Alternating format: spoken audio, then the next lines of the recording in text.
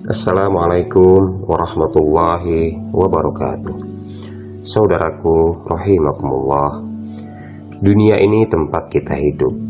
Sesungguhnya wajar kalau kita mencintai kehidupan dunia. Tetapi kalau cinta pada dunia sudah berlebihan, bisa membahayakan, bisa menjerumuskan pada wilayah kegelapan yang menyesatkan. Orang tersesat dalam kegelapan tidak tahu arah dan tujuan. Rambu-rambu jalan pun akan dilanggar karena tidak terlihat dengan jelas. Kalau nilai-nilai sosial, moral, dan agama sebagai rambu di jalan itu, nilai-nilai itu akan dilanggarnya dan tidak akan ditepatinya. Dalam konteks agama, gelap itu disebut dengan zalim.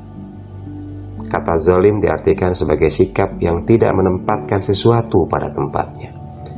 Kebaikan diganti dengan keburukan.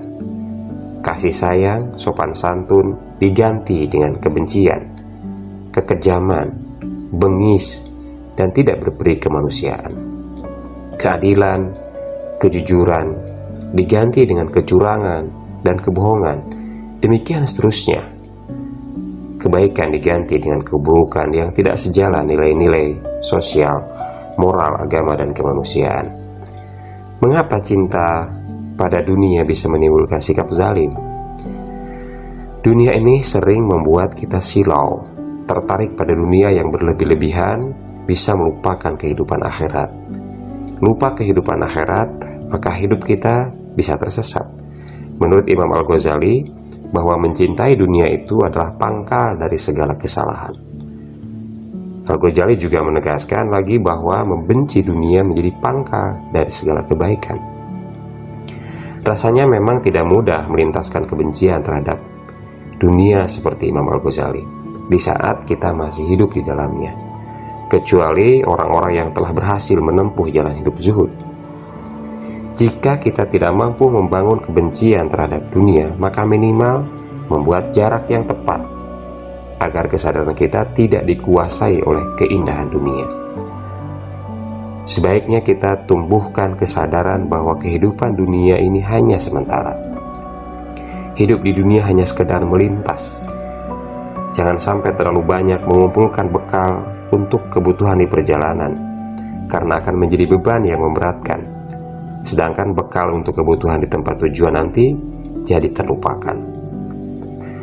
Kalau diberi keleluasaan hidup di dunia, maka gunakan keleluasaan dunia itu untuk menambah deposit amal